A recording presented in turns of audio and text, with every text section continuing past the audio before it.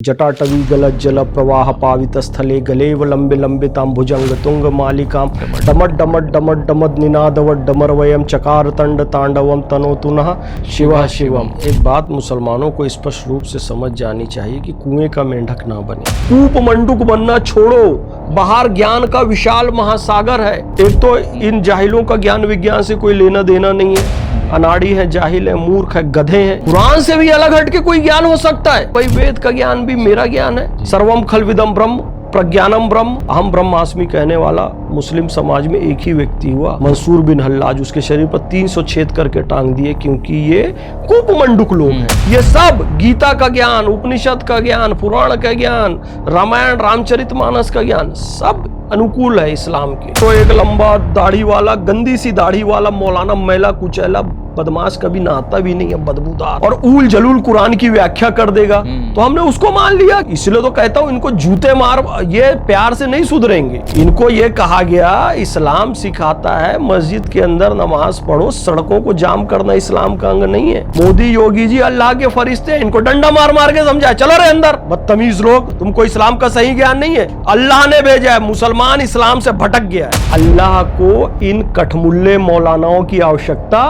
नहीं है। इनमें से बहुत सारे मौलाना ऐसे हैं जिनका उद्देश्य था पूरे भारत को इस्लामिक राष्ट्र बनाना। अब रात को सोगे तो सोचना तुम वतन के गद्दार हो। मैं इस पॉडकास्ट में कहता हूँ जो वंदे मातरम नहीं बोलेगा मुसलमान, जो भारत माता की जय नहीं बोलेगा, वो जहन्नम में जाएगा, वतन से गद्दार जहन्नम में जाएगा। कि हवस का पुजारी कहते हैं जी, हवस का पुजारी क्यों होगा जी?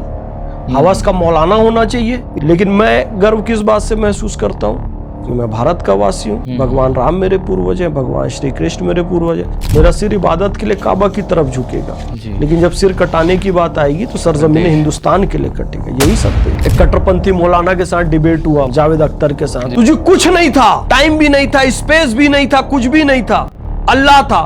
बोले अल्लाह करता क्या था? टाइम पास करता था क्या? बोले टाइम भी नहीं था। सबसे पहले तो युवा पीढ़ी से मैं यही कहना चाहूंगा, कॉकरोच को जहां देखो चप्पल से मारो। शुभम भाई, ये पॉडकास्ट घर घर जाएगा तो सही व्याख्या भी समझेंगे। अभी गाली देंगे जो मैंने उनको बत्ती दी है ना, अभी तो खूब अपने को जीना है, देशद्रोहियों का खून पीना है। नमः पार्वती पतये हर हर महादेव। वाह वाह। नमस्ते दोस्तों, मेरा नाम है डॉक्टर शुभम और आप सभी का स्वागत है हमारे पॉडकास्ट में जिसका नाम है डॉक्टर शुभम आर्य शो। दोस्तों, आज मैं आपको उस व्यक्तित्व से परिचित कराने जा रहा हूं जहां आज पूरे देश में जिहादी मानसिकता के लोगों का आतंक मचा हुआ है और जहां देश विरोधी ताकतें बार बार देश को नष्ट करने का प्रयास कर रही हैं। वहीं यह व्यक्ति वंदे मातरम और भारत माता की जय को मन में रखकर अपनी बेबाक वाणी और ओजस्वी शब्दों से जिहादियों तथा देश विरोधी मानसिकता पर करारा तमाचा लगाने का काम करते हैं। यह व्यक्तित्व सदैव अपने विवादित बयानों से न्यूज चैनलों में हेडलाइन बन जाते हैं। जहां एक तरफ ये कुरान का पाठ करते हैं, वहीं दूसरी तरफ हनुमान चालीसा भी पढ़ते हैं। एक और श्रीमद् भगवद गीता का अध्ययन करते हैं तो दूसरी तरफ शिव तांडव स्तोत्र का पाठ करते हैं, साथ ही महिषासुर मर्दिनी का पाठ करते हैं और आज पूरे देश में गौ माता की कथाओं का प्रचार प्रसार कर रहे हैं। तो आइए दिल थाम कर बैठ जाइए क्योंकि आज बहुत दमदार संवाद होने वाला है। मैं बिना किसी देरी के आप सभी के मध्य निमंत्रित करना चाहता हूं उन व्यक्तित्व को जिनका नाम है प्रोफेसर मोहम्मद फैज खान साहब। साहब, आपका बहुत बहुत अभिनंदन है, अभिनंदन है। बिस्मिल्लाहिर्रहमानिर्रहीम। रब्बि इश्रह ली सदरी व यस्सिर ली अमरी वहलुल उक़दतम मिन लिसानी यफ़क़हू क़ौली। अज्ञानतिमिरान्धस्य ज्ञानांजन शलाकया चक्षुरुन्मीलितं येन तस्मै श्री गुरुवे नमः। बिरादरान हिंद, अस्सलाम वालेकुम रहमतुल्लाहि व बरकातहू। जय हिंद, भारत माता की जय, वंदे मातरम। जय श्री राम, जय श्री कृष्णा, जय जिनेंद्र, वाहेगुरु जी दा खालसा, वाहेगुरु जी दी फतेह, नमो बुद्धाय, शलोम। शुभम आर्य जी, आर्य का मतलब श्रेष्ठ होता है। डॉक्टर हैं आप, बहुत बहुत धन्यवाद आपने मुझे बुलाया।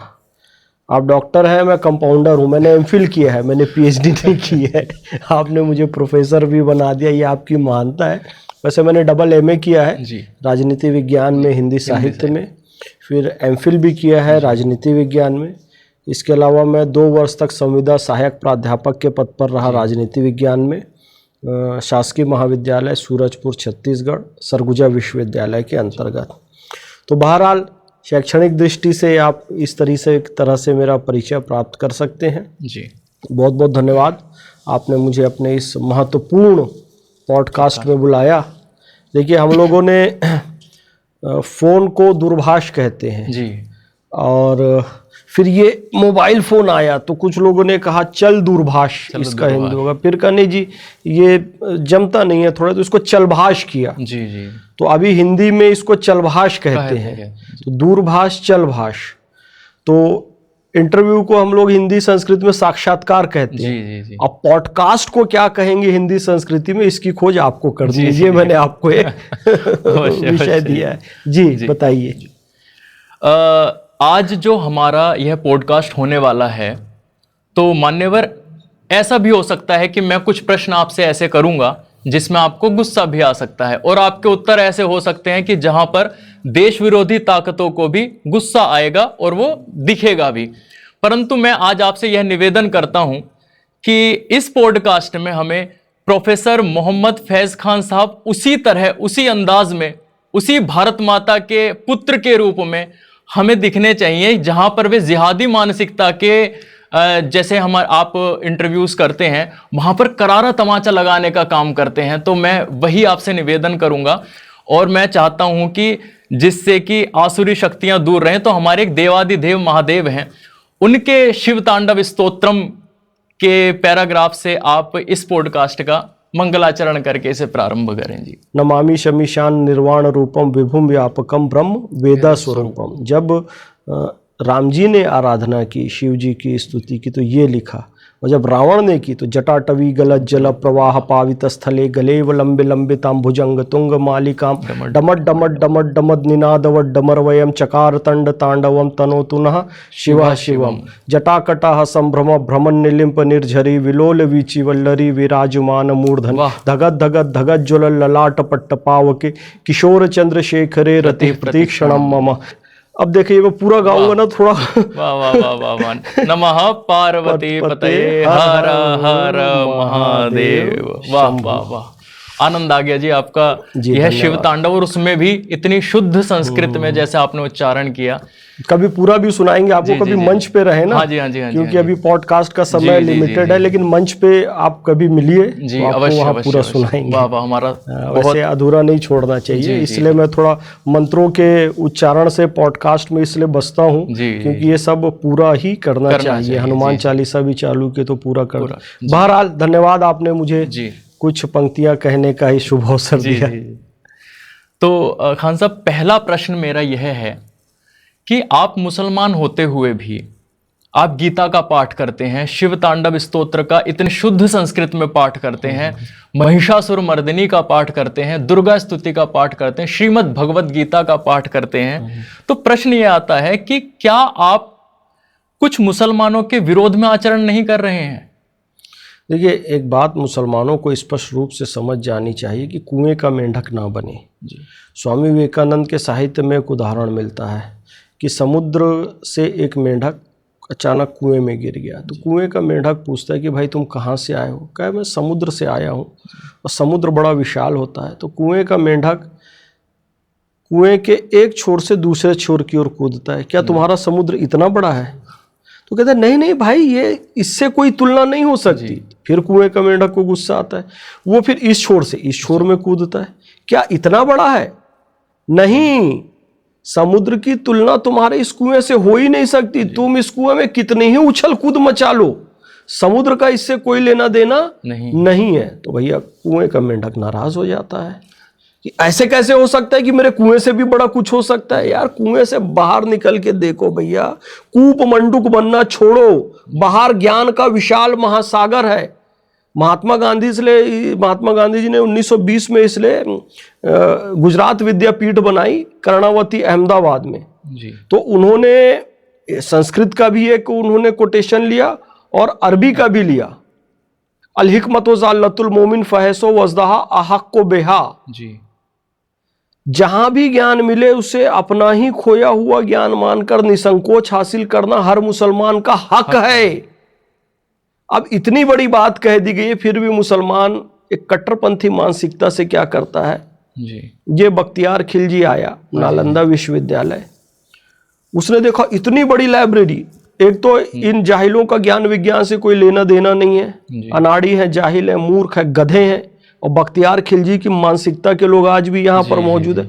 का इतनी सारी किताबें, उसने कुरान शरीफ के अलावा कुछ देखा ही नहीं था किताब के नाम पर। तो बोले ये सब क्या है, क्या ये सब ज्ञान का भंडार है, विभिन्न विषय है, आयुर्वेद है, विज्ञान है, दर्शन है, ज्योतिष है, सारी किताबें यहाँ पर रखी हुई है। सुत्ति पिटक है, विनय पिटक है, अभिदंभ पिटक है, वेद यहाँ पर रखे हुए हैं, पुराण यहाँ पर रखे हुए हैं, आगम ग्रंथ यहाँ पर रखे हुए हैं, तमाम ग्रंथ यहाँ पर हैं। तो बोले इसमें है क्या, कुरान से कुछ अलग हटके है क्या? बोले बहुत सारी बातें ऐसी हैं कुरान से अलग हटके। तो बोले तो मिथ्या ज्ञान है, कुरान से भी अलग हटके कोई ज्ञान हो सकता है, ये सब बेकार है। नहीं, कुछ बातें ऐसी भी हैं यहां के ग्रंथों में जो कुरान में है। बोले तब भी इन ग्रंथों का कोई मतलब नहीं। जब ऐसी बातें हैं जो कुरान में है तो कुरान तो ऑलरेडी है, और ऐसी बातें हैं जो कुरान से अलग है तो ये सब तो बेकार है, ये तो मिथ्या है। तो उसने नालंदा विश्वविद्यालय की लाइब्रेरी को जला दिया। तो ये कूप मंडूक तो है, कुएं के मेंढक जो है, और अरबी का एक कोटेशन कर रहे भैया दुनिया का हर ज्ञान आपका ज्ञान है, तो भाई वेद का ज्ञान भी मेरा ज्ञान है, मेरा ज्ञान है।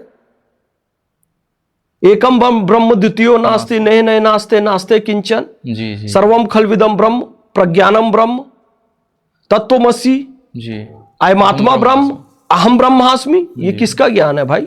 एक मुसलमान ने कहा कि यह दावा अनल हक्का हुआ सरदार आलम का, अगर सूली पे ना चढ़ता तो वो मंसूर क्यों होता। अहम ब्रह्मास्मि कहने वाला मुस्लिम समाज में एक ही व्यक्ति हुआ, मंसूर बिन हल्लाज। उसके शरीर पर 300 छेद करके टांग दिए, क्योंकि ये कूपमंडुक लोग हैं।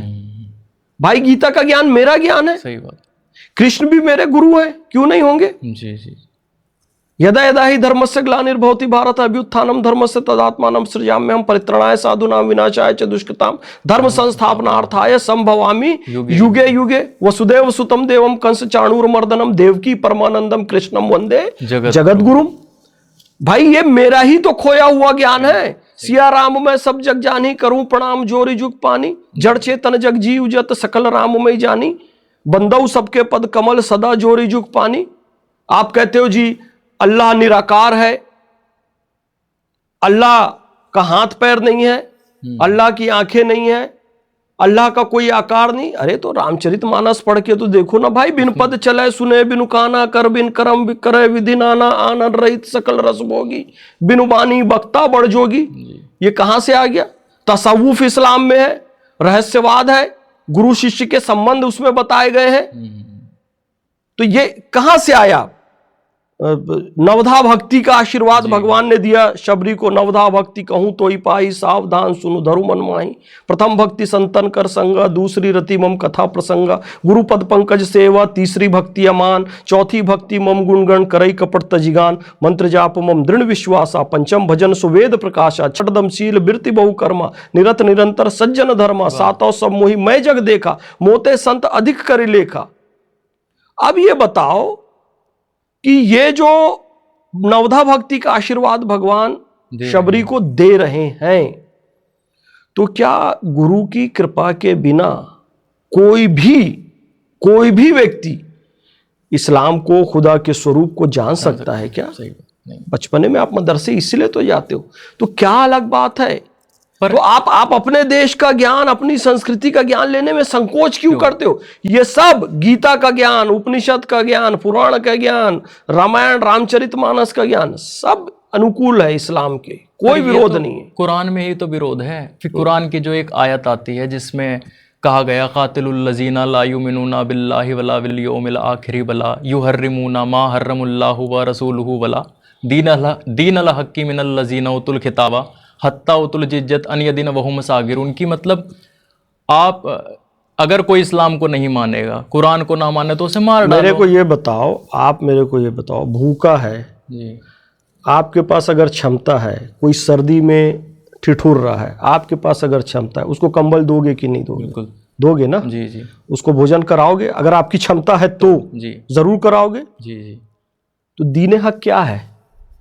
आप यदि ये सेवा का कार्य कर रहे हैं तो आप दीन हक में है कि नहीं है? आप हक बात के साथ है कि नहीं? जी। आप न्याय के साथ है कि नहीं? तो आपका मैं कत्ल करूंगा कि सम्मान करूंगा? सम्मान करूंगा ना। तो जो ये कहे कि भाई ये शुभम का कत्ल कर देना चाहिए, इसका नाम शुभम आर्य है, कोई बात नहीं है, भूखे को खाना खिलाता है और जो बेचारे निर्वस्त्र को वस्त्र देता है और मरीज को दवाई देता है और जिसके पास अशिक्षा है उसको शिक्षा देता है, लेकिन जी नाम शुभम आर्य है और हवन यज्ञ करता है और राम जी की पूजा करता है, तो इसका कत्ल कर देना चाहिए। अरे भाई दीन हक है क्या? दीन हक तो सत्कार कर्म ही है और आप कह रहे हो उसका कत्ल कर दो। तो व्याख्याएं जो है मुख्य बात तो यही है, ठीक है। यदि कोई मुझसे इसकी व्याख्या पूछे तो मैं यही कहूंगा दीन हक क्या है, सिराते मुस्तकीम क्या है। अल्हम्दुलिल्लाह रब्बिल आलमीन अर्रहमानिर रहीम मालिक यौमिद्दीन व इय्याका नअबुदु व इय्याका नस्तईन इहदिनस सिरातल मुस्तकीम, सीधे रास्ते पर चलो, सिरातल लज़ीना अनअमता अलैहिम गैरिल मग़ज़ूबी अलैहिम वलद्दालिन आमीन। उनके रास्ते पर चलो जिनसे अल्लाह खुश होता है, उनके रास्ते से बचो जिन पर अल्लाह का अजाब है, गजब है, जिन पर नाराज होता है। अच्छा ये बताओ, आप जो किसी की मदद करते हो ये सीधा रास्ता है कि टेढ़ा रास्ता है? सीधा रास्ता है जी। सीधा रास्ता है। तो इसको फिर महाभारत में क्या कहा? महाजनो येन गतः स पंथा, महापुरुषों के बताए हुए मार्ग पर चलो। वही तो कुरान शरीफ कह रहा है एहदिनस सिरातल मुस्तकीम। और जो महापुरुषों का रास्ता है उससे भगवान प्रसन्न होता है कि अप्रसन्न होता है? प्रसन्न होता है। तो भाई प्रसन्न होता है ना। तो आपने व्याख्या कर दी कि सिराते मुस्तकीम हुआ है जो एक लंबा दाढ़ी वाला, गंदी सी दाढ़ी वाला मौलाना, मैला कुचैला बदमाश, कभी नहाता भी नहीं है, बदबूदार, गंदी सी टोपी पहन लेगा है और उल जलूल कुरान की व्याख्या कर देगा, तो हमने उसको मान लिया कि भाई यही सिराते मुस्तकीम है, ये जो सिखाएगा। सिराते मुस्तकीम शुभम आर्य भी सिखा सकते हैं, हक की बात शुभम आर्य भी कर सकते हैं। आप हक की बात करते हो कि नहीं? इंसाफ की बात करते हो कि नहीं? तो आपका सम्मान होना चाहिए कि कत्ल होना चाहिए? फिर तो ऐसी गंदी व्याख्याओं को मानना ही क्यों? तो अधिकतर तो गंदी व्याख्या मानकर ही ये सारे कृत्य किए जाते हैं। हाँ, जालना में देखो, जालना के स्कूल में देखो, गवर्नमेंट स्कूल में, सरकारी स्कूल में, बच्चों के प्राइवेट स्कूल में गुस्ताखे नबी की एक ही सजा सर से जो उसमें डांस करवा रहे हैं, पाकिस्तानी आतंकवादियों को दिखा रहे हैं। तो इसलिए तो कहता हूं इनको जूते मार, ये प्यार से नहीं सुधरेंगे। इनको ये कहा गया इस्लाम सिखाता है मस्जिद के अंदर नमाज पढ़ो, सड़कों को जाम करना इस्लाम का अंग नहीं है। प्रेम से समझा रहे हैं, इतने साल से नहीं समझे ना। तो अल्लाह ने कहा कि इनको अब इस्लाम सिखाने के लिए मैं मोदी जी को भेजूंगा, योगी जी को भेजूंगा। मोदी योगी जी अल्लाह के फरिश्ते, इनको डंडा मार मार के समझाए, चलो रे अंदर बदतमीज लोग, तुमको इस्लाम का सही ज्ञान नहीं है, हलाला करोगे, इंस्टेंट ट्रिपल तलाक करोगे। ये मैंने ये सब कब बोला तुमको? एक कट्टरपंथी कठमुल्ला मौलाना करे जा रहा है, तो अल्लाह ने भेजा मोदी को, जाओ मोदी समझाओ इनको इस्लाम। मोदी जी का मौलाना को दिए 2 डंडा, बोर्ड इंस्टेंट ट्रिपल तलाक के खिलाफ कानून लाई, योगी जी ने किया इनकाउंटर अतीक का, सब इनके समझ में आ गया। अल्लाह ने भेजा है, मुसलमान इस्लाम से भटक गया है, उनको सुधारने अल्लाह ने भेजा। ये सुधरेंगे या तो प्रेम से सुधरेंगे या डंडा खा के अल्लाह इनको सुधार। और सुनो, अल्लाह इनका मोहताज नहीं है।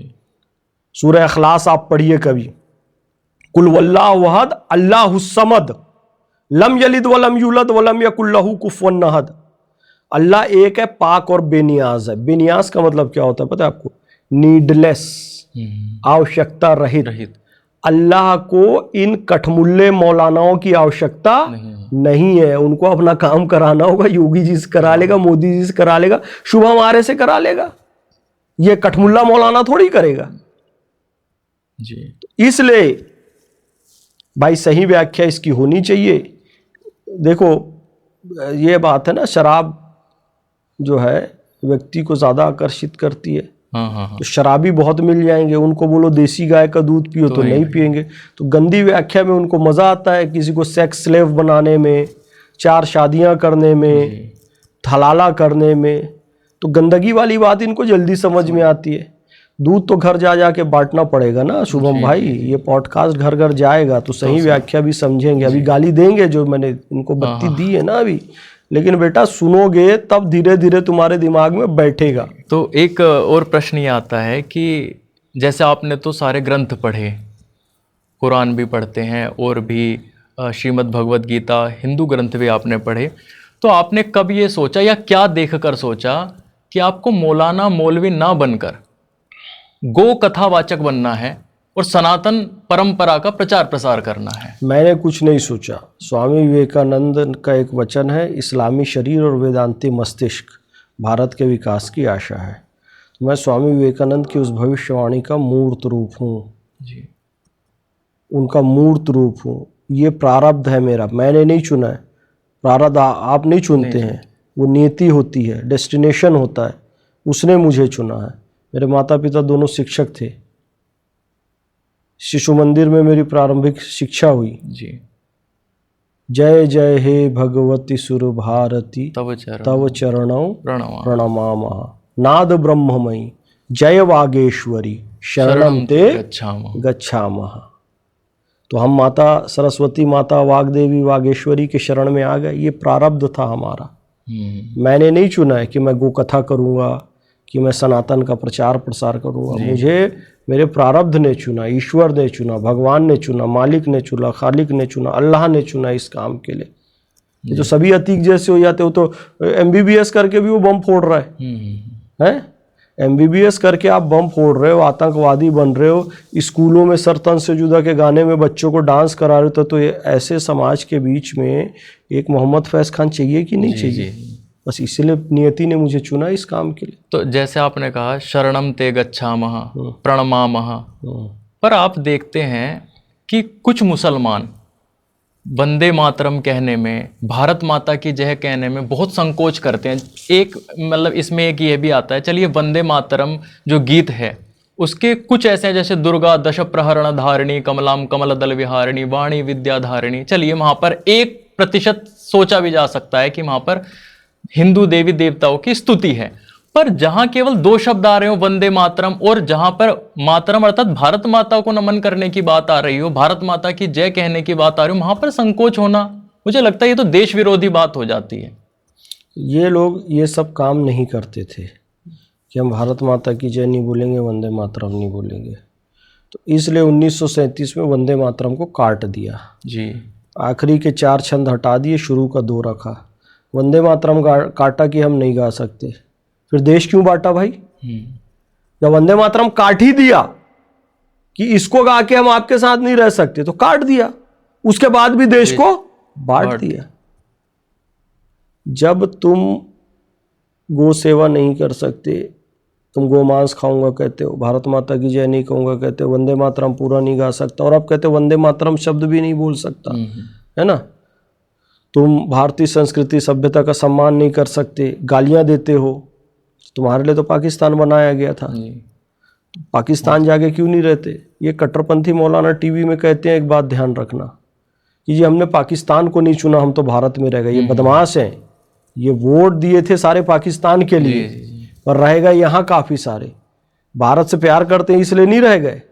इनमें से बहुत सारे मौलाना ऐसे हैं जिनका उद्देश्य था पूरे भारत को इस्लामिक राष्ट्र बनाना। क्या खाली पाकिस्तान का हिस्सा बना इस्लामिक राष्ट्र, तो बाकी हिस्से को तो भी बनाना है ना। उसके लिए जानबूझ के यहाँ रुक गए, इसलिए तो सरतन से जुदा के नारे लगाते हैं, इसलिए तो गज़वे हिंद के नारे लगाते हैं, और कहते हैं हम वंदे मातरम नहीं गाएंगे। फिलिस्तीन में तुम्हारा बाप रहता है, तुम्हारे चच्चा रहते हैं, तुम्हारे ताऊ रहते हैं, फिलिस्तीन की जय कहोगे और मेरी गर्दन पर छुरी भी रख दो तो भारत माता की जय नहीं कहूँगा कहोगे। अभी भारत में प्रधानमंत्री जी ने कहा सोना नहीं खरीदो, सोने की कमी हो रही है। सारे मुसलमानों को क्या चाहिए था? अपना 1-1 ग्राम सोना प्रधानमंत्री कोष में देते ना। सारे मुसलमान अगर 1-1 ग्राम सोना देते तो कितना हो जाता? देश में सोने की कमी रहती? नहीं रहती ना। लेकिन गद्दारी देखो, ईरान को ले जाकर अपना पीतल का, तांबे का, चांदी का 1-1 लोटा गिलास चम्मच तक दे दिए। अबे खा यहां का रहे हो, भर वहां पे रहे हो, तो तुमको गद्दार नहीं बोलेंगे तो और क्या बोलेंगे? अभी ये पॉडकास्ट सुन के जान चलेगी, छटपटाएंगे, कमेंट में गाली बकेंगे। जब रात को सोगे तो सोचना तुम वतन के गद्दार हो। फिलिस्तीन और ईरान के लिए भारत का पैसा भेज रहे हो और भारत की आर्मी के लिए 1 रुपए भेजते नहीं हो। ब्लड डोनेशन क्यों नहीं करते हो इंडियन आर्मी के लिए? करना चाहिए ना, पैसा अपना भेजना चाहिए ना। उल्टा आतंकवादी मारते हैं, उल्टा आतंकवादी को जब हमारी सेना मारती है तो आतंकवादियों के पक्ष में कहते हैं अफजल हम शर्मिंदा है, तेरे कातिल जिंदा हैं। तुम कितने अफजल मारोगे, हर घर से अफजल निकलेगा। और भारतीय सेना का कोई जवान शहीद होता है तो लॉफिंग इमोजी डालते हो। तो ये सब बदमाशी तो तुम्हारी सामने आ रही है ना पब्लिक के। भारत माता की जय। अरे और 1% भी क्यों जी? आप मुझे ये बताओ कि 1% भी वंदे मातरम से क्यों समझौता करेंगे? भारत का जो राष्ट्रगीत और राष्ट्रगान है अरबी भाषा में होगा कि फारसी में होगा? भारत का राष्ट्रगान अरबी और फारसी में क्यों होगा? भारत का राष्ट्रगान हिंदी में होगा, संस्कृत में होगा, तमिल में होगा, तेलुगु में होगा, बंगाली में होगा, गुजराती में होगा, ब्रजभाषा में होगा, अवधी भाषा में होगा, छत्तीसगढ़ी बोली में, इसमें होगा ना। अरबी फारसी में थोड़ी होगा। अब ये बताइए, हमारे देश की सेना स्ट्रांग होनी चाहिए कि नहीं होनी चाहिए? है colonel Sofiya Qureshi, wing commander Vyomika Singh, BrahMos missile, ये सब होनी चाहिए कि नहीं होनी चाहिए? तो ये शक्ति को हम लोग संस्कृत में क्या कहते हैं? त्वम ही दुर्गा दश प्रहरण धारिणी। ये जो हमारे 10 प्रहर हैं, ये जो भुजाएं हैं, ये जो शक्ति है, ये हमारी विंग कमांडर व्योमिका सिंह है, ये कर्नल सोफिया कुरैशी है, ये ब्रह्मोस मिसाइल है, S-400 500 है, अग्नि मिसाइल है। इसको संयुक्त रूप से एक शब्द क्या है संस्कृत में? शक्ति, दुर्गा। जी दुर्गा कहते हैं ना। फिर तो हम संस्कृत में ही तो बोलेंगे अपना राष्ट्रगान। हम जो कहते हैं जी हमारे देश की जीडीपी स्ट्रांग होनी चाहिए, समृद्धि होनी चाहिए, पर कैपिटा इनकम बढ़नी चाहिए, तो ये समृद्धि, ये सबको एक शब्द में हम क्या कहते हैं संस्कृत में, हिंदी में? जीडीपी को, हमारी धन संपदा को क्या कहते हैं? कमला कमल दल विहारिणी। कौन है कमला कमल दल विहारिणी? लक्ष्मी माता है। तो वही तो हमारी जीडीपी है ना, हमारी समृद्धि है। त्वम ही दुर्गा दश प्रहरण धारिणी, कमला कमल दल विहारिणी। अब आगे वाणी विद्या धारिणी। कौन है वाणी विद्यादायिनी? कौन है? हमारे देश के स्कूल कॉलेज ज्ञान हम लोग जो बात कर रहे हैं, सब क्या है? ये तो माता सरस्वती है ना, वही तो वाणी विद्यादायिनी है। तो हम तो उसको संस्कृत में ही बोलेंगे। त्वम ही दुर्गा दश प्रहरण धारिणी, कमला कमल दल विहारिणी, वाणी विद्यादायिनी, नमामि त्वाम, नमामि कमलाम अमलाम अतुलाम सुजलाम सुफलाम मातरम वंदे मातरम, श्यामलाम सरलाम सुष्मिताम भूषिताम धरणीम भरणीम मातरम वंदे मातरम। तो भाई हम तो संस्कृत में ही बोलेंगे, बांग्ला में बोलेंगे, तमिल तेलुगु गुजराती में बोलेंगे। क्या दिक्कत है यार? तुम अरबी में कहते हो अल्लाह, सर्वशक्तिमान को अल्लाह कहते हो। ईरान वाला कहता है, बोले मैं जी अरबी में नहीं कहूंगा, मैं, अब मेरी भाषा फारसी है, मैं फारसी में खुदा कहूंगा। जब अरबी वाला अरबी में अल्लाह कहेगा, फारसी वाला खुदा कहेगा, तो मैं हिंदी संस्कृत वाला क्या कहूंगा? मैं भगवान कहूंगा, मैं ईश्वर कहूंगा, मैं गोविंदा कहूंगा, मैं परमात्मा कहूंगा, मैं श्रीनिवास कहूंगा, मैं लक्ष्मी नारायण कहूंगा, मैं सीताराम कहूंगा, मैं राधे श्याम कहूंगा। क्या दिक्कत है? मैं अपने देश की भाषा में कहूं तो दिक्कत? ये सब व्यर्थ की बातें हैं कि हम वंदे मातरम नहीं कहेंगे, भारत माता, ये इनकी कुंठा मात्र है। इसका इस्लाम से कोई लेना देना नहीं है। मैं इस पॉडकास्ट में कहता हूं, जो वंदे मातरम नहीं बोलेगा मुसलमान, जो भारत माता की जय नहीं बोलेगा, वो जहन्नम में जाएगा। वतन से गद्दार जहन्नम में जाएगा। इस्लाम वतन से वफादारी सिखाता है, वतन से गद्दारी नहीं सिखाता। सर बहुत अच्छी बात आपने कही। अब यहाँ पर मुझे कुछ बातों पर गुस्सा आता है। अभी एक जाने माने मौलाना का बयान आया और उन्होंने कहा, कुरान का हवाला देते हुए उन्होंने कहा कि नारी जो है वो पुरुष की खेती होती है। एक मौलाना और आगे चले गए, उन्होंने कहा कि भाई एक से जरूरत पूरी ना हो तो दूसरी, दूसरी से पूरी ना हो तो तीसरी, तीसरी से पूरी ना हो तो चौथी से निकाह कर लो। एक मौलाना और इससे आगे पहुंच गए, उन्होंने कहा कि भाई अगर आपको निकाह करना है तो दूसरे घर की जो बदसूरत औरत है उससे अच्छा तो अपने घर की जो बहन सुंदर है उससे निकाह कर लो। तो अब यहाँ 2 प्रश्न आते हैं। पहला प्रश्न ये आता है कि क्या इस्लाम में नारियों की ये इज्जत है? और दूसरा प्रश्न ये आता है कि हम मुसलमान जो कुरान का अनुसरण करता है, तो क्या कुरान में ये सारी बातें लिखी हुई हैं क्या? देखिए बात ये है, इन सब चीज़ों का मौलानाओं की हवस से लेना देना है, इस्लाम से लेना देना नहीं है। आपने अभी एक टर्मिनोलॉजी चलती है कि हवस का पुजारी कहते हैं जी। हवस का पुजारी क्यों होगा जी? हवस का मौलाना होना चाहिए। मैं मुसलमानों से बार बार ये कहता हूँ, जो आप हिंदू प्रतीकों को बार बार टारगेट करते हो ना जी, तो अल्लाह ने 6:108 में कुरान शरीफ की सूरत में बिल्कुल खुल के कहा है, क्योंकि मुसलमान इतनी बदमाशी कर रहे थे, अभी भी कर रहे हैं, हिंदू देवी देवताओं को गाली देना, अपशब्द कहना, जी हवस का पुजारी कहना। तो मुसलमानों के लिए अल्लाह ने ख़ास तौर से कुरान शरीफ में कहा, ऐ मुसलमानों, दूसरे के धर्म को, आस्था को, देवी देवताओं को बुरा ना कहो, क्योंकि फिर वह अज्ञानता में मुझे अल्लाह को बुरा कहेंगे। मतलब मुसलमानों की हरकतों के कारण बेअदबी किसकी होगी? अल्लाह की होगी, कुरान की होगी, रसूल की होगी। हो रही है कि नहीं हो रही है? हिंदू तो है भाई इतना उदार है, पर हिंदू आज मीम क्यों बना रहा है?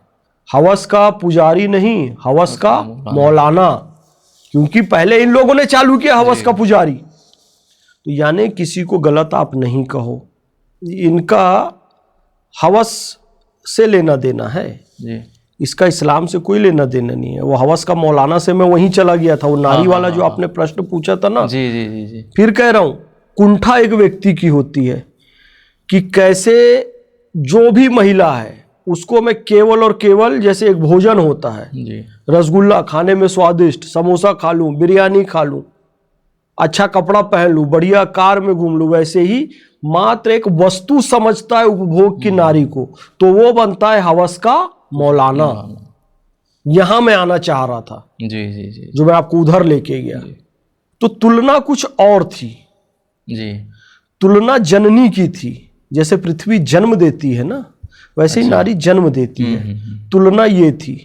ये फिर कट्टरपंथी मौलाना ने उसका क्या अर्थ ले लिया खेती कि जितना चाहे उसकी गुड़ाई करो, उस पे हल चलाओ, जी उसका उपभोग करो और उसको उपभोग कर करके बंजर कर दो, तो उसको उपभोग की वस्तु माना। जी भाई जमीन जब हम बीज बोते हैं तो पूजा करते हैं ना उसकी, जमीन की बेइज्जती करते हैं कि इज्जत करते हैं? इज्जत करते हैं, बकायदा पूजा करते हैं, हाथ जोड़ते हैं, फिर खेती करते हैं, जी है ना। तो वहां पे नारी को सम्मान का पात्र बताया गया। जैसे भूमि उपज का प्रतीक है, नारी संसार को जन्म देती है, लेकिन केवल अपनी हवस की पूर्ति के लिए उसने खेती का यह अर्थ निकाला कि जितना चाहे इसका उपभोग कर लो।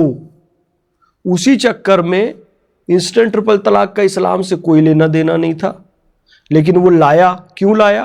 क्योंकि इंस्टेंट ट्रिपल तलाक व्यक्ति देगा, तलाक तलाक तलाक का, और आपने तलाक मान लिया तो 1 घंटे बाद उसका गुस्सा शांत होगा तो अपनी पत्नी से माफी मांगेगा, कह तुम मेरी पत्नी हो। तो मौलाना बोलेगा नहीं, अब तेरे को हलाला करवाना पड़ेगा, मेरे पास भेज। जी हलाला करेगा, फिर इसकी पत्नी वापस देगा, मन हुआ तो देगा, नहीं तो नहीं देगा।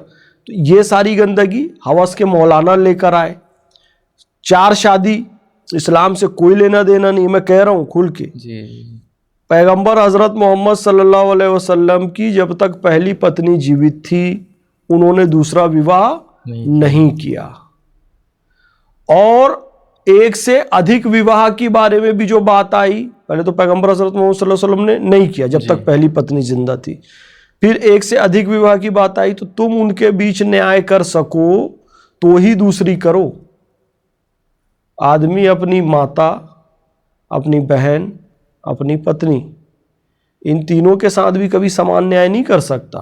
एक हमेशा गुस्सा रहेगी। तो भाई 2 पत्नी के बीच न्याय कैसे कर पाएगा वो? तुम उसको 50,000 की साड़ी लाके भी दे दो तो दूसरी कहेगी जी मुझे भी चाहिए, उसको भी लाके दे दो तो कह दी उसको लाल दिए मेरे को पीली दिए, तो आप न्याय नहीं कर पाओगे।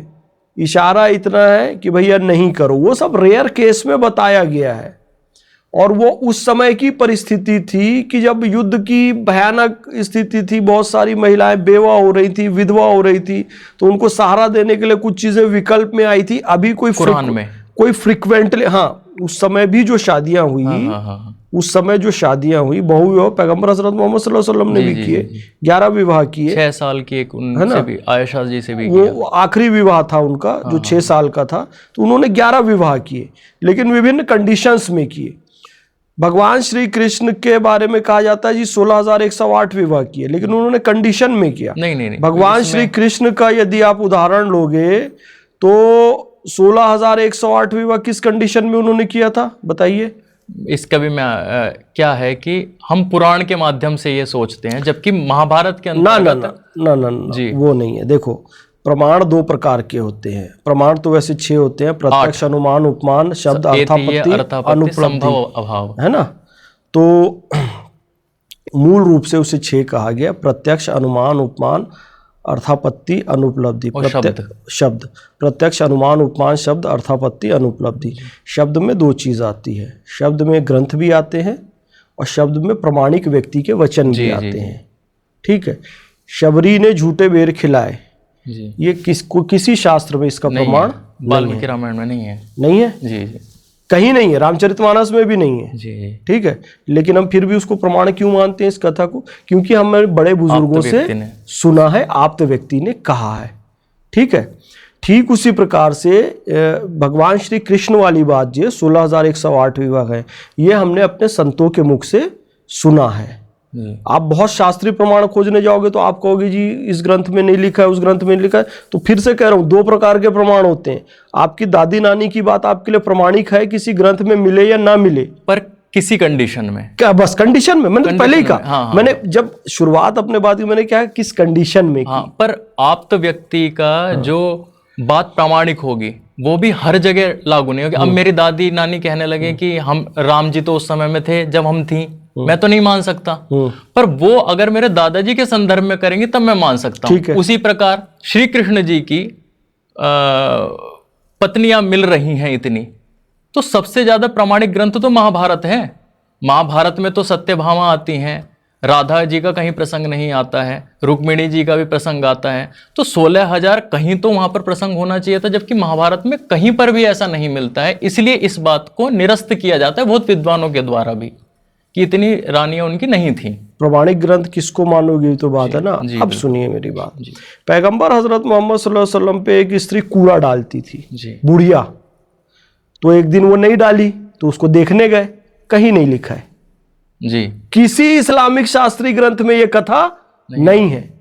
पर आपने भी सुना होगा कि एक बुढ़िया उन पे कूड़ा डालती थी रोज, लेकिन वो एक दिन नहीं डाली तो पैगंबर मोहम्मद देखने गए तो बड़ा प्रभावित होकर क्या कर ली, इस्लाम कबूल कर ली। किसी शास्त्रीय इस्लामिक ग्रंथ में नहीं है, पर शब्द प्रमाण में प्रामाणिक व्यक्ति के मुख से निकला है बोल के मानते, पर कंडीशन उसके साथ लागू है जो आपने कही कि मेरी दादी जी यदि ये कहेंगी मैं राम जी के साथ थी तो मैं नहीं मान सकता।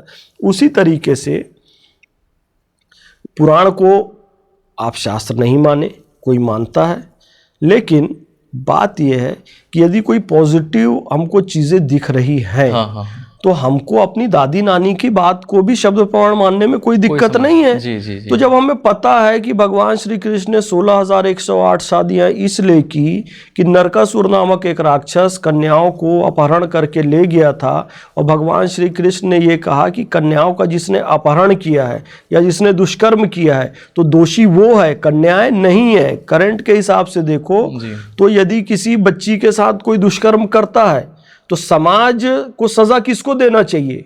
उस दुष्कर्मी को देना चाहिए। तो वो समाज सजा किसको देता है? बच्ची को देता है, उससे कोई विवाह नहीं करता है। तो भगवान श्री कृष्ण जब उनको छुड़वा कर लाए तो ना पिताजी ने स्वीकार किया, ना भाई ने, ना माँ ने, किसी ने नहीं स्वीकार किया। तो कहा अरे ये कैसा घटिया समाज का निर्माण तुम लोग कर रहे हो, इनकी बच्चियों की तो कोई गलती ही नहीं है, इन लड़कियों की, तुमको तो इसे स्वीकार करना चाहिए।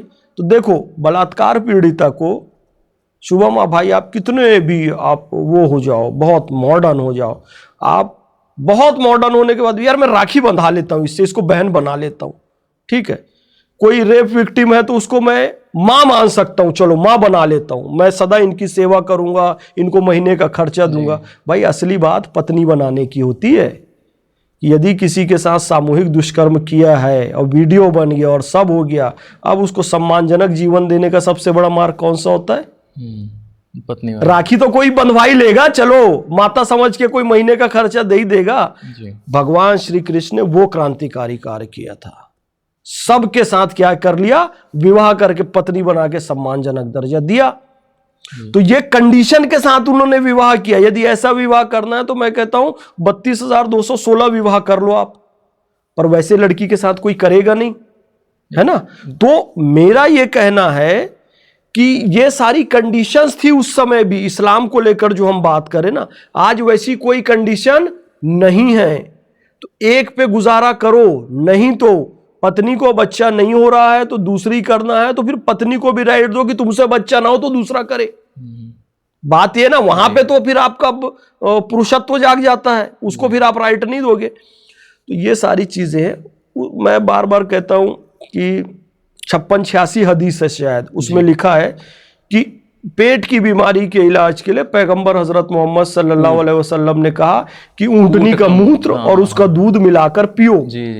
अब ये मैं कह रहा हूं पॉडकास्ट में, अब देखना इसके नीचे कितनी गाली देंगे मुसलमान लोग कमेंट बॉक्स में। वो कहेंगे नहीं नहीं ये गलत है, ये केवल उस कंडीशन के लिए, उस जलवायु के लिए, उस व्यक्ति के लिए, उस समय की थी, उसके बाद कहीं कोई उसका उल्लेख नहीं आता है। तो आपके कहने का उद्देश्य है कि जितनी भी हदीसें हैं या जितनी भी कुरान की आयतें हैं केवल उस समय के लिए थी, हाँ। केवल उस जलवायु के लिए थी। एक हदीस जो तुम्हारी कुंठा को पूरी नहीं कर रही है तो उसको मानने से इनकार कर देते हो कि उसी समय की थी, और बाकी जो तलवार चलाने वाली और काफिरों को मार दो, ये सब सेक्स स्लेव बना लो, ये तुम्हारी कुंठा को पूरी करता है, तो फिर 4 शादी भी करोगे, इंस्टेंट ट्रिपल तलाक भी करोगे। बात केवल इतनी है कि जो जो चीजें आपकी कुंठा की तुष्टि करती है आप उसको मान लेते हो जी। जो चीजें आपकी कुंठा के विपरीत चले जाती है तो उसको आप नहीं मानते हो। ये बात है। पर एक प्रश्न यहाँ ये आता है कि अगर कुरान के अंतर्गत जो आयत है वो कभी किसी कंडीशन के लिए है तो या तो उस समय ही कुरान बनी होगी, आयत बनी होगी, तो अल्लाह कंडीशंस तो अब भी हैं, अब आयत क्यों नहीं बन रही हैं? या फिर ऐसा हो सकता है कि वो फिर अल्लाह के द्वारा नहीं बनाई गई हैं, वो किसी मनुष्य के द्वारा बनाई गई हैं। क्योंकि यदि उसी जैसे अभी मैंने इस वाली ये जो कातिलुल लजीना वाली आयत है, जब मैंने इसको बताया तो बहुत सारे मुसलमान लोगों ने उस पर आक्षेप किया कि ये उस समय की है जब मक्का पर आक्रमण किया जा रहा था। अब मैंने पूछा क्या आप अभी के लिए बोलोगे तो फिर अब उनको पड़ेगी नहीं, पुलिस अंदर डाल देगी उनको। हाँ बोलिए। अब मैंने ये पूछा, या मेरा एक प्रश्न ये है, अगर उस समय के लिए पर्टिकुलर के लिए थी तो अल्लाह केवल उस समय ही था क्या? और नहीं थी तो या तो फिर वह किसी मनुष्य के द्वारा बनाई गई है। कंडीशंस तो बाद में भी है, बात के लिए तो कोई भी आयत नहीं है। तो प्रश्न ये है कि कुरान फिर ये लगता है कि या तो वहां पर मनुष्य के द्वारा लिखी हुई आयत है, ईश्वरीय कृत तो नहीं हो सकती। देखिए उसमें 2 बात है, चूंकि आप दर्शन के भी विद्यार्थी हैं है ना, और आपने भारतीय दर्शन का अच्छा गहन अध्ययन किया है। भारतीय दर्शन में तर्क का बहुत ऊंचा स्थान है। ये सारी बातें जो है ये आस्था का विषय होती है, तर्क का विषय नहीं होती है। ठीक है, ये ईश्वरीय ग्रंथ है कुरान, ये तार्किक बात नहीं है, ये आस्था का विषय है शुद्ध। मैं मानता हूँ कुरान अल्लाह का भेजा हुआ ग्रंथ है, उस मालिक ने, खालिक ने भेजा है। ये तर्क से सिद्ध हो या ना हो, ये क्या है? मेरी आस्था है। मदर मैरी बिना पति के गर्भवती हुई, तर्क से ये बात सिद्ध हो या ना हो, ईसाई की आस्था है। हनुमान जी ने सूर्य निगला, तर्क से सिद्ध हो ना हो, ये हिंदू की आस्था है। तो अब बहुत सारे ऐसे धर्म परंपरा हुए जो हर बात को धर्म की कसौटी पर कसते हैं। उसमें ईसाई धर्म में धर्म सुधार आंदोलन हुआ, जो बात अतार्किक लगी उनको थोड़ा उसे उन्होंने साइड कर दिया। हिंदुओं को जो बात अतार्किक लगी उसकी वैज्ञानिक व्याख्या उन्होंने कर ली जी, या तो हटाई दिया, क्योंकि हिंदू तो बहुत प्रगतिशील है, उनको जो गड़बड़ लगा या तो उसको हटा दिया या तो उसकी तार्किक व्याख्या कर ली। मुसलमानों ने ना हटाया ना तार्किक व्याख्या की, तो वो फंसते हैं हर जगह। अब आपने पूछा ये वाली आयत, वो कह देगी जी अभी के लिए भी सर्वकालिक है, तो भैया क्या शुभम भाई को आप वाजिबुल कत्ल मान लोगे? वो नहीं मान सकते, जेल में चले जाएंगे। तो कहेंगे जी उस समय के लिए थी, तो उस समय के लिए थी तो फिर कैसे फंसोगे? तो क्या अल्लाह केवल उस समय के लिए था? अरे अल्लाह तो सर्वशक्तिमान, सर्वकालिक, सर्वज्ञ है जी। इसलिए कुरान शरीफ की बहुत तार्किक व्याख्याएं करने की आवश्यकता है, जो कि हम कोशिश करते हैं, तो बदले में गालियां भी मिलती हैं, लेकिन कई सारे लोग उसको धीरे धीरे समझ भी रहे हैं और समझेंगे भी।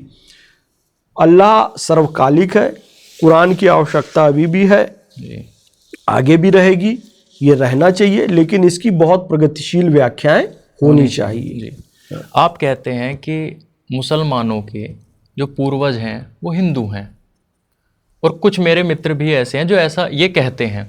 तो जब हिंदू हैं तो प्रश्न ये आता है कि भारतीय संस्कृति के जो पूर्वज रहे हैं, जैसे अपना बहुत गौरवशाली इतिहास रहा है, मर्यादा पुरुषोत्तम श्री रामचंद्र जी, योगीराज श्री कृष्ण महाराज, छत्रपति संभाजी राजे, छत्रपति शिवाजी महाराज, महाराणा प्रताप, अन्य अन्य बहुत सारे अपने वीर वीरांग उत्पन्न हुए, तो वो लोग उनको फॉलो ना करने की बजाय जो हमारे देश के दुश्मन हैं, अकबर, बाबर, औरंगजेब, शाहजहां, उनको क्यों फॉलो करते हैं? या आज के समय में भी देख लें, जैसे सरजिल इमाम हो गया या उमर खालिद हो गया, इनको फॉलो करते हुए क्यों दिखाई देते हैं? ये मैं आपको बड़ा एक थोड़ा सा साइकोलॉजिकल ये बात आपको बता रहा हूँ। व्यक्ति की मानसिकता को आप समझो। एक रिक्शे वाला पिता है जो रिक्शा चलाता है, ठेला ढकेलता है। उसने अपनी बड़ी मेहनत से, ईमानदारी से पाल पोस के बच्चे को बड़ा किया और पढ़ाया लिखाया। वो बच्चा बन गया आईएएस। अब आईएएस बनने के बाद वो सबसे पहले किससे दूरी बनाएगा पता है आपको? अपने पिता से। क्यों? क्योंकि वो चलाते हैं रिक्शा। अब वो आईएएस बन गया तो वो बड़ी सोसाइटी में बैठ रहा है, तो उसको लगता है जब उधर पता चलेगा मेरा बाप रिक्शे वाला है तो मेरी बेइज्जती हो जाएगी। और ऐसा नहीं है, बहुत सारे लोग करते हैं ऐसा, अपने मूल से अलग हटने की कोशिश करते हैं और सोचते हैं हम बड़े साहब बन गए। इन लोगों के दिमाग में ये भरा हुआ है कि बाबर, औरंगजेब कोई बादशाह है और इनके साथ हम अपने को आपको जोड़ेंगे तो हमें बड़ा साहब समझा जाएगा, बहुत ज्ञानी समझा। अरे है गधे वो सारे, ज्ञान जीरो है उनको, क्रूर है, अत्याचारी हैं, नॉलेज में जीरो लोग हैं।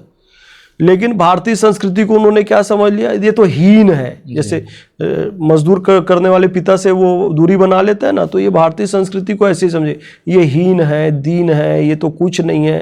तो अपने आप को किससे जोड़ लो? बाबर से जोड़ लो, अरब से जोड़ लो, सैयद से जोड़ लो, शेख से जोड़ लो, जहांगीर से जोड़ लो, औरंगजेब से जोड़ लो। लेकिन अब समय बदल रहा है। योगी जी, मोदी जी के शासन आने के बाद से समय बदला है।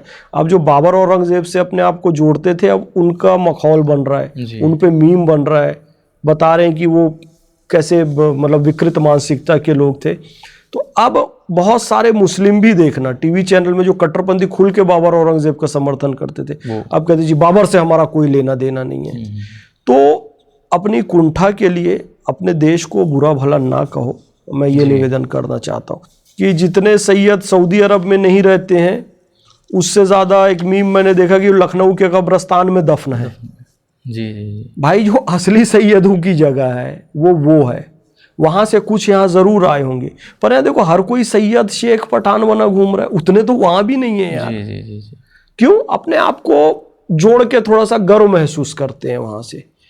लेकिन मैं गर्व किस बात से महसूस करता हूँ कि मैं भारत का वासी हूँ, भगवान राम मेरे पूर्वज हैं, भगवान श्री कृष्ण मेरे पूर्वज हैं। मुझे गाली देते हैं वो, आज नहीं तो कल स्वीकारेंगे, क्योंकि है तो पूर्वज वही तुम्हारे। जी। इस्लाम स्वीकार करो, हमने भी किया। मेरा सिर इबादत के लिए काबा की तरफ झुकेगा, लेकिन जब सिर कटाने की बात आएगी तो सरजमीन हिंदुस्तान के लिए कटेगा। यही सत्य है। पर मैंने उनका सुना, जाकिर नाइक एक है, और भी हैं। जब मैंने उर्दू पढ़ी थोड़ी सी मस्जिद में जाकर के, तो उन्होंने कहा हम तो केवल अल्लाह के सामने झुकते हैं। अब मेरा वहाँ ये प्रश्न था, भाई आप हैं, मान लीजिए मैं आपको नमस्ते कर रहा हूँ, अब उसमें भी आता है कुरान में भी, वल्लिल्लाहिल मगरिब तवल्लू कसम्मा गज़िल्लाह इन्नल्लाह वासिउम अलीम, कि भगवान क्या है, हर जगह है और तुम्हारी नस के भी ज़्यादा करीब है। बिल्कुल। तो जब अल्लाह नस के ज़्यादा करीब है, इसका मतलब अंदर भी है। जब अंदर भी विद्यमान है तो किसी व्यक्ति के सामने झुक करके नमस्ते कहने में क्या समस्या उसको है? और सरल कर ले, जो आपने अरबी में कहा उसको हिंदी में और सरल कर ले कि तुझ में राम, मुझ में राम, सब में राम समाया है, कर लो प्यार जगत से बंदे, कोई नहीं पराया है। यही भाव है ना इसका। हाँ जी। तो फिर क्या दिक्कत है? जी, दिक्कत ये है कि जाकिर नायक इबलीस है, जो सबसे बड़ा शैतान, डेविल फोर्स है इस्लामी लिटरेचर में, उसका नाम है इबलीस। और इबलीस क्यों बना? वो इसलिए इबलीस नहीं है कि वो कहता था कि भाई मैं अल्लाह का बहुत बड़ा भक्त हूं और अल्लाह को सजदा करने से उसने इनकार किया। जी। जैसे भाई शैतान, ये सनातन परंपरा में कौन है शैतान? शैतान वो है जो ईश्वरीय शक्ति को प्रणाम करने से मना करता रहा, है ना। जैसे हिरण्यकश्यप, वो खुद ही अपने आप को ईश्वर कहने लगा और ईश्वर को प्रणाम करने से मना करता रहा। जी। तो जो ईश्वर को प्रणाम ना करे, अपने आप को ईश्वर को समर्पित ना करे, वो क्या कहलाता है? शैतान। यही है ना जी। इस्लाम में ऐसा नहीं है। इस्लाम में जिसने मनुष्य को सजदा नहीं किया वो शैतान इब्लीस बना है। अच्छा। तो हम सब आदमी कहलाते हैं। आदमी शब्द किससे बना? पहला आदम, आदम अलैहिस्सलाम। हम सब उनकी औलाद है तो उनसे आदमी कहलाए। तो अल्लाह रब्बुल इज़्ज़त खालिक कायनात ने एक कॉम्पिटिटिव एग्जाम लिया। कैसा बैठो भाई इस एग्जाम में जी। और बाकायदा हजरत आदम अलैहिस्सलाम को कोचिंग करवाई, उनको under the sky above the sky सारा ज्ञान दिया। नियत तिथि पर पेपर हुआ तो उसमें फरिश्ते भी बैठे थे, जिन्नात भी बैठे थे और हज़रत आदम भी बैठे थे। टॉप किसने किया? हज़रत आदम अलैहिस्सलाम ने। हज़रत आदम अलैहिस्सलाम अल्लाह तो नहीं है जी। तो अल्लाह ने फरिश्तों और जिन्नों को सबको क्या कहा? ये नॉलेज में आगे, विजडम में आगे, ज्ञान में आगे, तो इसके सामने प्रणाम नहीं करो, इसके सामने सजदा करो। सजदा शब्द आया है। जी। अल्लाह खुद कह रहा है कि आदम के आगे सजदा करो, मेरे आगे नहीं करो कह रहा है। क्यों? क्योंकि वो ज्ञान और ज्ञानी में आपसे आगे है। यदि आपने एक टीवी डिबेट का शो देखा हो तो मैंने सुधांशु भैया के चरण स्पर्श किए। क्यों? क्योंकि मेरा अल्लाह इसकी शिक्षा दे रहा है, जो ज्ञान और ज्ञानी में तुमसे आगे है उसको प्रणाम करना है, उसके चरण स्पर्श करना है। अल्लाह तो कह रहा है उसके आगे सजदा करना है। तो उसमें से सारे फरिश्तों ने सजदा किया, सबने सजदा किया, एक अड़ गया जी। घमंडी इब्लीस। मैं आग का हूं, ये मिट्टी का है, कोई ज्ञानवान की कोई बात नहीं है, मैं बड़ा हूं, मैं इसी के सामने सजदा नहीं करूंगा। तो जिसने आदम अलैहिस्सलाम के सामने सजदा नहीं किया वो जन्नत से निकाला गया। अरे इब्लीस की औलादों, तुम्हारा बाप जन्नत में था लेकिन ज्ञानी आदमी के सामने सजदा नहीं किया तो जन्नत से निकाल दिया गया। और तू, ये क्या नाम है उसका, वो खब्बीस इब्लीस की औलाद जिसका आपने नाम लिया, मैं तो नाम भी भूल गया, जाकिर नायक। अबे तू तो पहले ही जन्नत से बाहर है। तू अगर ज्ञान और ज्ञानियों के सामने सजदा नहीं करेगा तो तू जन्नत में जाएगा कैसे? क्योंकि तेरा बाप पहले ही निकाला जा चुका है। तेरा बाप इसीलिए तो निकाला गया। तो जितना ज्ञान और ज्ञानी के सामने झुक सकते हो और उससे सम्मान और उससे ज्ञान ग्रहण कर सकते हो, करो। ये इस्लाम कह रहा है, ये अल्लाह कह रहा है। कोई इब्लीस खब्बीस की औलाद आके मुझसे चर्चा करके देख ले। भाई ये सही व्याख्या है यार।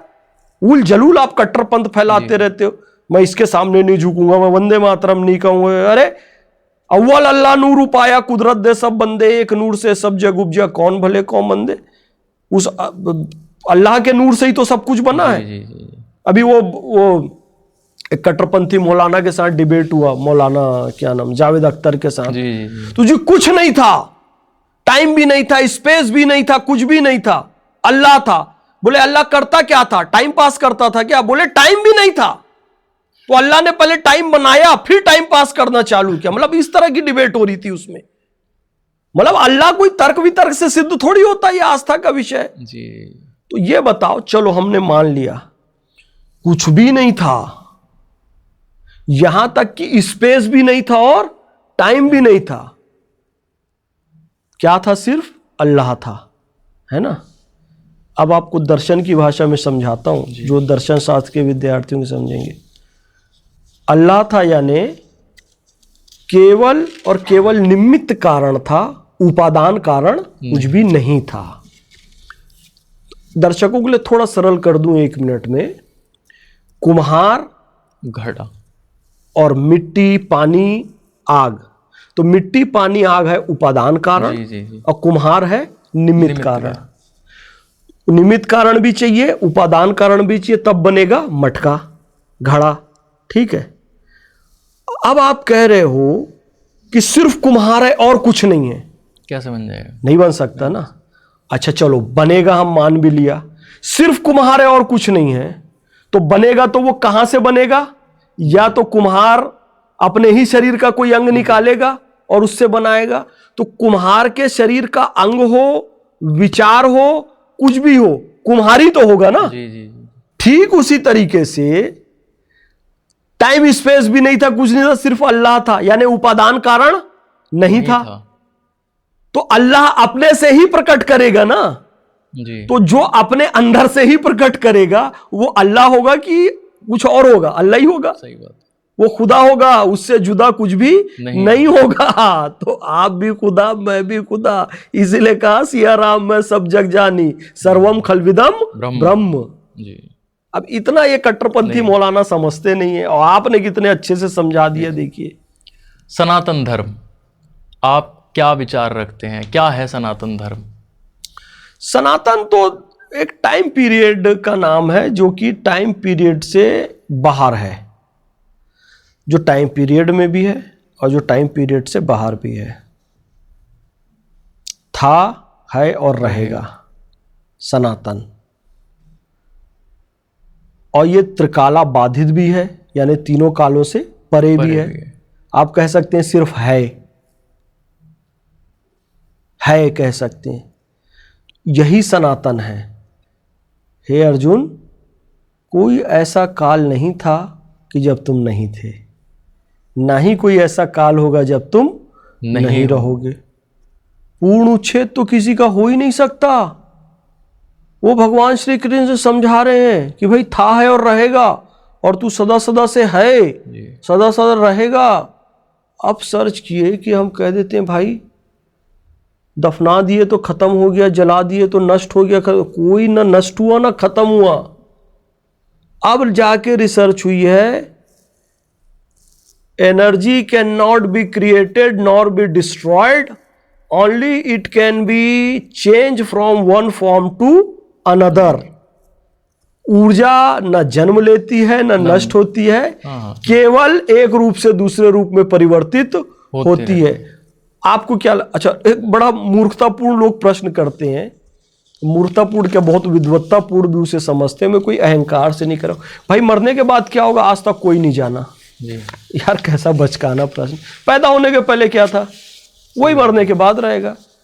पैदा होने के पहले इसी पंच तत्वों में थे, मरने के बाद उसी पंच तत्व में विलीन हो जाओगे, और अभी भी इसी पंच तत्व में विलीन हो। यही सनातन है। सर अंतिम प्रश्न ये है कि आप नहीं, अंतिम तो मत करो, अभी तो खूब प्रश्न करने हैं अपने को अभी के लिए, फिलहाल आज इस पॉडकास्ट के लिए। ये तो कहते हैं दुकान बंद नहीं करते, दुकान बढ़ाते हैं। जी जी जी। तो ये अंतिम नहीं है, अभी तो खूब अपने को जीना है, देशद्रोहियों का खून पीना है। तो आपका इस युवा पीढ़ी के लिए, जैसे आजकल सीजेपी भी चल रही है, कॉकरोच जनता पार्टी, तो आपका इस युवा पीढ़ी के लिए क्या संदेश है इस राष्ट्र के प्रति? सबसे पहले तो युवा पीढ़ी से मैं यही कहना चाहूँगा, कॉकरोच को जहाँ देखो चप्पल से मारो। हम हिंसा का समर्थन नहीं करते हैं किसी भी जीव के लिए, लेकिन ये देश में गंदगी फैलाने वाले हैं, ये जिन्हें जहाँ देखो चप्पल से मारो। युवा पीढ़ी के लिए एक संदेश, विश्वास, अपने ऊपर विश्वास। अगर तुम पुराणों में उल्लेखित 33 कोटि देवी देवताओं पर विश्वास करते हो और विदेशियों द्वारा बताए गए समस्त खुदाओं पे विश्वास करते हो और अपने ऊपर विश्वास नहीं करते, तो तुम्हें सफलता नहीं मिल सकती। समस्त शक्ति तुम्हारे अंदर में है। हे अमृत के अधिकारीगण, तुम तो ईश्वर की संतान हो, अमर आनंद के भागीदार हो, पवित्र और पूर्ण आत्मा हो। ऐसी हो उठो और इस मिथ्या भ्रम को झटक कर दूर फेंक दो कि तुम भेड़ हो। तुम जरा मरण रहित नित्य आनंदमय आत्मा हो। पूरे परिश्रम के साथ अपना काम कीजिए, सफलता मिलना निश्चित है, क्योंकि भगवान ने खुद कहा है कर्म करते जाओ, फल की चिंता मत करो। फल की चिंता मत करो का अर्थ ये नहीं है कि फल नहीं मिलेगा, उसका अर्थ है तू कर्म करेगा तो फल देने के लिए तो मैं बैठा ही हूँ, उसकी चिंता ना कर। यही मेरा युवाओं को संदेश। सर आपका बहुत बहुत धन्यवाद। आज जो हमारा ये पॉडकास्ट हुआ और इसमें बहुत सारी चर्चाएं हुई, कुछ चर्चा ऐसी भी हुई हैं जो कि देश विरोधी जो लोग हैं उनको भी करारा तमाचा लगा है।